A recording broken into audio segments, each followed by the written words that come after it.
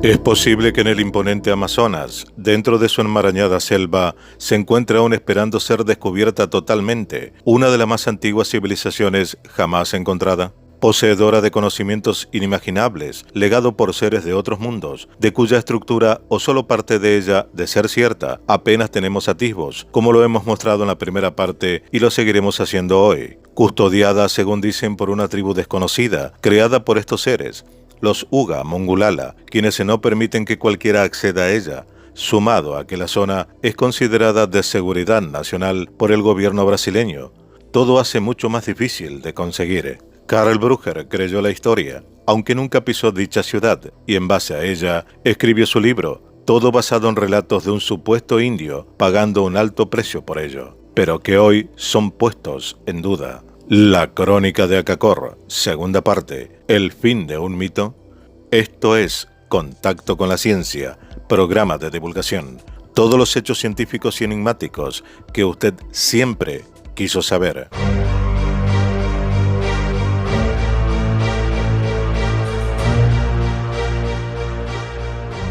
Cuando Tatunka se relacionó con Däniken, le contó detalles inéditos de las ciudadelas y que diferían un tanto del relato confiado a Brugger.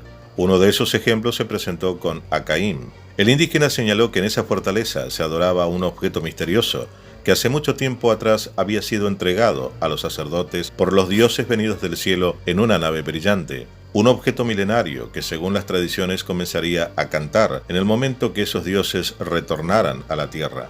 Y fue recientemente que había comenzado a emitir extraños zumbidos, semejantes al de las abejas, causando un intenso fervor y reverencia entre su pueblo. Esto motivó las ansias del escritor por encontrar el objeto extraterrestre. A pesar de sus reservas iniciales, Däniken dio luz verde para que la expedición se concretase. Nuevamente Tatunka y Smith fueron convocados. El gobierno brasileño la autorizó, pero con la condición de que se contara con la participación de Roldão Pires Brandão, un renombrado arqueólogo y expedicionario brasileño. Faltando 2 días para arribar a Acaín, se produjo un confuso episodio que involucró a Pires Brandão, el cual resultó herido de bala en un brazo, hecho calificado como accidente. Durante la travesía truncada, Pires Brandão observó extrañas formaciones en la selva. A su regreso partió en un vuelo por la zona, dándose cuenta que esos montículos no eran normales, sino que se asemejaban a pirámides. Por esa época, un grupo de exploradores ingleses intentaban llegar a Acaín a través de Venezuela. Temiendo perder la primicia, el arqueólogo informó de su descubrimiento a la revista Veja, una de las más importantes de Brasil. El 1 de agosto de 1979, un reportaje de 5 páginas mostró el increíble hallazgo. La noticia recorrió el mundo. 4 años antes, en 1975, el satélite Landsat de la NASA había captado 10 formaciones piramidales en el sudeste del Perú, en la zona de Alta Madre de Dios. Dichas pirámides y la ciudad de Acaín se situaban en la cordillera de Parima, en las fuentes donde nace el río Padahuiri, que es afluente del río Negro. Su localización está cercana a la frontera con Venezuela y el territorio es considerado por el gobierno brasileño de seguridad nacional. Las pirámides son de base cuadrangular y la más elevada debe tener entre 100 y 150 metros de altura. Las otras son de menores dimensiones. El arqueólogo Roldão Pires Brandão observó que las pirámides por su forma son idénticas a las descubiertas en México. Las fotos publicadas por la revista Veja muestran otras construcciones cubiertas por vegetación baja. La expedición brasileña pudo fotografiar las pirámides desde unos 4 kilómetros de distancia, pero les fue imposible aproximarse a ellas ni a las ruinas de la ciudad abandonada de Acaín, ya que no podían abrirse camino a través de la tupida jungla por falta de braceros. La expedición brasileña asegura haber tenido como guía al indio Tatunkanara, que no solo les llevó hasta el lugar donde se ubicaban las pirámides, sino que prosiguieron hasta el noroeste, siguiendo las crestas de la sierra de Gurupirá, hasta llegar a las inmediaciones de las ruinas de una ciudad perdida y abandonada, medio escondida entre la espesura de la selva. En ella pudieron observar incontables bocas de cavernas por entre las rocas del lugar adyacente. Al parecer, según testimonios posteriores, la ciudad ya había sido vista por pilotos civiles y militares de las fuerzas aéreas brasileñas que sobrevolaron la región. Un etnólogo que les acompañó, Ryuko Johan, llegó a la conclusión, después de haber examinado desde lejos la ciudad, de que las ruinas tenían gran semejanza con construcciones de estilo incaico y deben tener una antigüedad de cientos de siglos, decía. Incluso apuntó la posibilidad de que tales ruinas correspondiesen a las del Dorado, tan buscadas por los españoles. Esta ciudad fue localizada a unos 180 kilómetros del lugar donde se ubicaban las pirámides. El descubrimiento de las pirámides del Amazonas le brindó a la historia de Akakor una publicidad extra. Tatunka Nara aumentó su credibilidad entre los investigadores, que intuyeron tras su relato una fuente de verdad. Además de estas poderosas ciudades, los padres antiguos erigieron 3 recintos religiosos sagrados: Salasere, en las zonas altas del Gran Río; Tiwanaku, sobre el Gran Lago; y Manoa, en la llanura elevada del sur. Eran las residencias terrestres de los maestros antiguos y un lugar prohibido para los Uga Mongulala. En el centro se levantaba una gigantesca pirámide, y una espaciosa escalera conducía hasta la plataforma en la que los dioses celebraban ceremonias desconocidas por nosotros. El edificio principal estaba rodeado de pirámides más pequeñas e interconectadas por columnas, y más allá, sobre unas colinas creadas artificialmente, se situaban otros edificios decorados con láminas que resplandecían. Cuentan los sacerdotes que con la luz del sol naciente, las ciudades de los dioses parecían estar en llamas. Estas radiaban una misteriosa luz que se reflejaba en las montañas nevadas. También los recintos religiosos son un misterio para mi pueblo. Sus construcciones son testimonio de un reconocimiento superior, incomprensible para los humanos. Para los dioses, las pirámides no solo eran lugares de residencia, sino también símbolos de la vida y la muerte. Eran un signo del sol, de la luz, de la vida. Los maestros antiguos nos enseñaron que hay un lugar entre la vida y la muerte, entre la vida y la nada, que está sujeto a un tiempo diferente. Para ellos, las pirámides suponían una conexión con la segunda vida. Con la noticia en primera plana, Däniken optó por una nueva expedición, la cual tampoco prosperó, solo alcanzó para un relato oral de Ferdinand Smith. Llegados al punto más abajo de la catarata mayor, en el que estaba enclavado nuestro antiguo campamento, relataba Smith, nos plantamos en 20 minutos de marcha a través de la selva ante la pared rocosa que había que escalar. Alcanzamos el punto más alto, que estaba poblado de muchas variedades de cactus y que ofrecía una grandiosa panorámica hacia el oeste. Desde aquí pude fotografiar las 3 pirámides y la inmediata cadena montañosa con las antiguas ruinas de Akaim. A partir de ahora, dice Smith, nos encaminamos juntos en dirección hacia la catarata, a través de la selva y a poca distancia de la orilla. De repente había ante nosotros, apoyado en un árbol, un indio. Entre él y nosotros mediaba una hondonada pequeña. Tatunka se detuvo y exclamó: «Ramos». El indio se encaminó hacia Tatunka y ambos se abrazaron. Ramos tenía cabellos negros que le caían sobre los hombros. Lucía una cinta trenzada en la frente, era de piel bastante oscura, pero tenía ojos claros, verdes. De la oreja derecha le pendía una cadenita en forma de gota, con alguna figura y un reborde exterior decorado. Ramos era el jefe de la tropa de los Mongulala y estaba allí con sus guerreros, quienes esperaban más arriba. Ramos advirtió a Tatunka que los sacerdotes de su tribu habían decidido su casamiento con la princesa que le había sido asignada hace ya muchos años. Después Ramos le preguntó por el escritor, por Däniken, ya que los Mongulala esperaban encontrarse con él, en lugar de con Ferdinand Smith.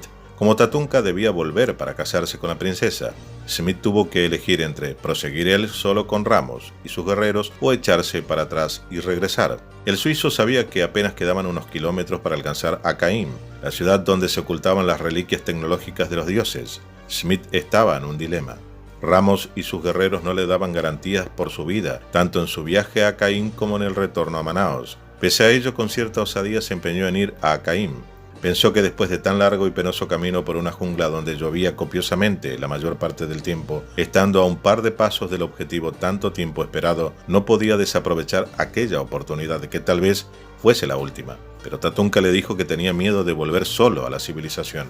Argumentó que si regresaba sin Smith, los blancos, y en especial el propio Däniken, querrían saber de su paradero, y Tatunka se preguntaba si creerían la palabra de un indio. Smith pensó que si le daba una carta para Erich von Däniken, el problema quedaba resuelto, pero el indio no lo veía claro. Si les daba la carta a los blancos, estos podrían pensar que él las escribió, presionado por amenazas. De esta forma, Smith no tuvo más remedio que volver con Tatunka a Manaos. Resignado, el suizo captó la señal de alerta, marchándose de regreso a su país. Otros investigadores desoyeron las señales y continuaron buscando las ciudades subterráneas. La mayoría desapareció en la selva amazónica. Surgieron versiones acerca de un nuevo libro de Brugger, que pensaba publicar a la brevedad. Según sus allegados, el periodista confió que estaba trabajando en una hipótesis más controversial acerca del tema de las ciudades subterráneas y que de conocerse causaría sensación mundial. También habló sobre incursionar en el tema nazi y sus exploraciones en la jungla sudamericana, pues dijo contar con documentos inéditos que avalarían su investigación. De estas afirmaciones se desprende que Brugger nunca perdió las esperanzas de encontrar las ciudades perdidas. Podemos suponer que era consciente de la verdadera identidad de Tatún Kanara, pero aún así, el indígena continuó jugando un papel fundamental en el trazado de su historia. Tal vez Brugger no creyó necesario hacer público un detalle que ponía en riesgo la credibilidad de su libro, y por otra parte, hasta sus últimos días tuvo la certeza de que Tatunka no mentía. Pero si no mentía, no se explica el fracaso de todas las expediciones emprendidas, incluyendo la del propio Brugger. Ahora bien, en el tren de conjeturas, ¿qué es lo que se esconde tras Akakor y por qué ese repentino interés en el factor nazi? Durante la redacción de crónica de Akakor, Tatún Kanara contó a Brugger una intrigante historia. Refirió que en 1936, Sinakaya, príncipe de su pueblo por esos años, tomó parte en el asalto de Santa María, poblado brasileño situado en las zonas altas del Río Negro. Los Uga Mungulala asesinaron a gran parte de los ocupantes, exceptuando a 4 mujeres que fueron hechas prisioneras. Solo sobrevivió una monja de nacionalidad alemana, Reina, que más tarde renunció a sus hábitos y se casó con Sinkaya. De esta unión habría nacido Tatún Kanara. 4 años después, en 1941, la nueva princesa partió como embajadora en un viaje secreto hacia Alemania. Un año después, Reina regresó con algunos dirigentes alemanes. Se estableció una alianza entre los dos pueblos. El acuerdo contemplaba que Akakor recibiría 2.000 soldados alemanes para enseñar a los Uga Mungulala el manejo de armas poderosas y que a cambio, estos últimos, se comprometían a construir grandes fortificaciones y a ganar nueva tierra cultivable. Pero la parte más importante del acuerdo estableció que los alemanes desembarcarían en la costa brasileña y ocuparían las ciudades más importantes. Los guerreros de los Uga Mungulala apoyarían la campaña mediante rápidas incursiones sobre los poblados de los blancos bárbaros, situados en el interior del país. Soldados alemanes en el Amazonas. Tras la esperada victoria, Brasil sería dividido en 2 territorios. Los soldados alemanes reclamarían las provincias de la costa, los Uga Mungulala serían satisfechos con la región sobre el gran río que les había dado por los dioses 12.000 años antes. Según Tatunka, los soldados alemanes tenían una ruta de viaje que les permitía ingresar al continente sudamericano sin problemas. El punto de partida lo constituía una ciudad alemana llamada Marsella. Se les decía que su destino era Inglaterra.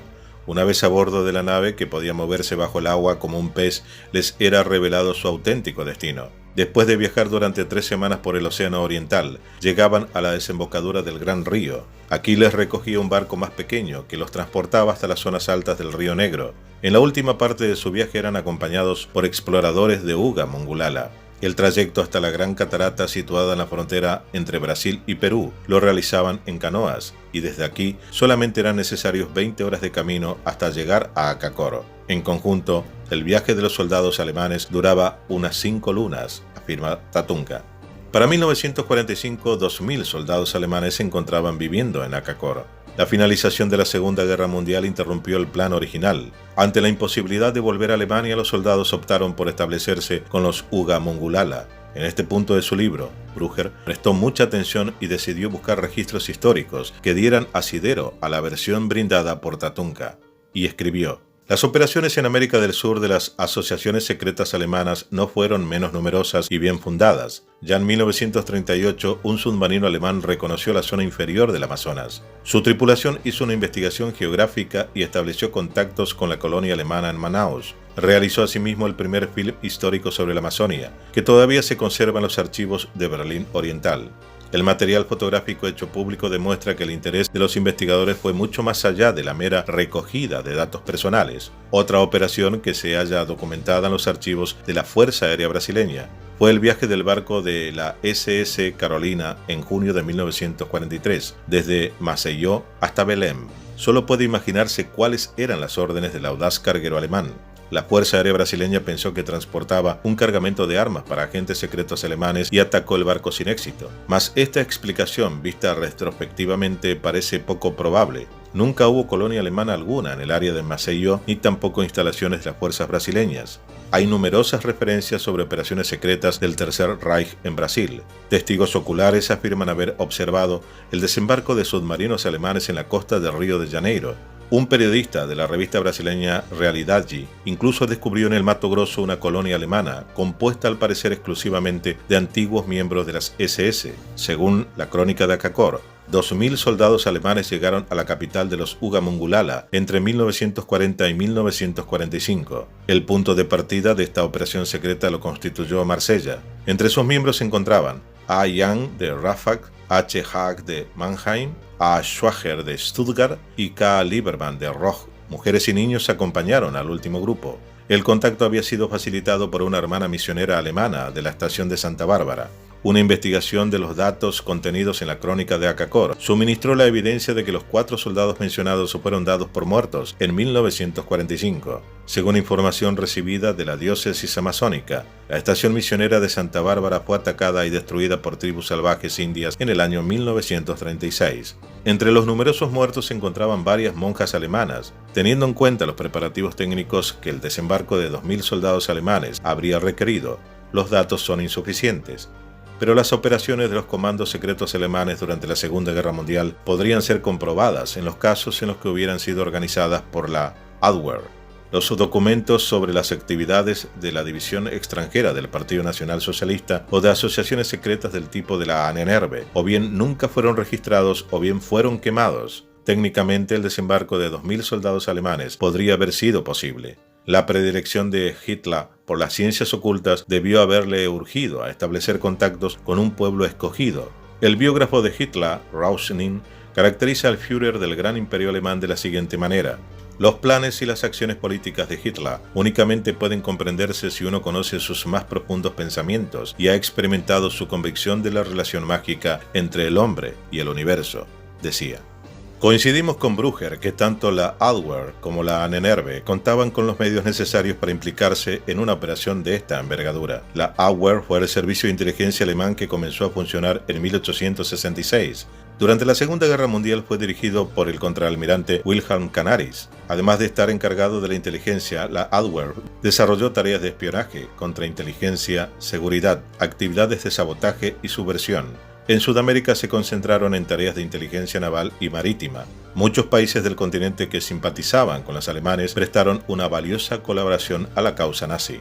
Algunos biógrafos sostienen que Canaris fue el artífice de un plan denominado Z-Plan, un plan para continuar la guerra en caso de que Alemania perdiera militarmente. También creó una organización denominada Die Kette, para continuar la guerra desde fuera de Alemania si el territorio era invadido y cuyo símbolo era un águila alemana sobre un sol negro. Tanto el Z-Plan como la organización Die Kette no fueron concebidos con fines a corto o mediano plazo, sino para perdurar por varias generaciones. Una hipótesis no confirmada sugiere que Canaris, quien era amigo del general Franco, obtuvo la península de Handla, Fuerteventura, en las Islas Canarias por su contribución en la guerra civil. Supuestamente era una base secreta de submarinos que sería descubierta después de la guerra, donde los alemanes la utilizarían como vía de escape, aprovisionamiento y escala rumbo a otras bases secretas en América del Sur y la Antártida.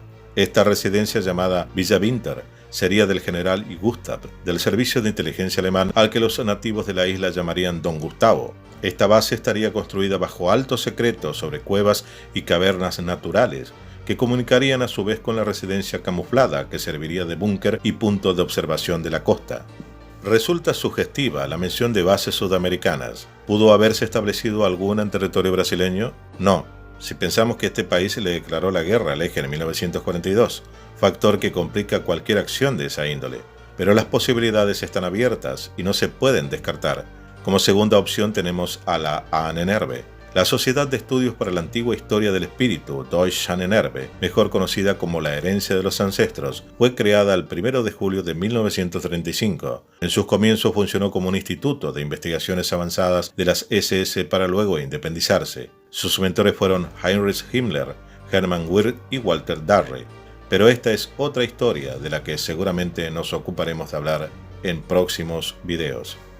Como hemos visto y oído, Akakor ofrece al espectador más de lo que se ha escrito sobre ella, yendo más allá de lo imaginable en la trama que ya no solo involucran a quienes se atrevieron a incursionar en los lugares donde supuestamente se encontraría, sino también a organizaciones militares y secretas que buscaron ese conocimiento milenario, avanzado, que pudiera cambiar el curso de la historia, y no pudieron lograrlo.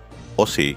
No lo sabemos. Porque hoy, a pesar de una búsqueda profunda, hay mucha información que se repite y aquellos que logran acceder a otros archivos o personas que pudieran dar testimonios, estos, en el mejor de los casos, son escasos y en el peor se callan, como si se guardara un oscuro y misterioso secreto que, oh casualidad, para este tipo de descubrimientos que implican civilizaciones desaparecidas desconocidas alrededor del mundo, siempre tienen algo en común: el ocultamiento encadenado, como si nadie pudiera hablar de más, y al hacerlo, la consecuencia sea parecida a la de aquella primera víctima que dio a conocer esta historia, Karl Brugger.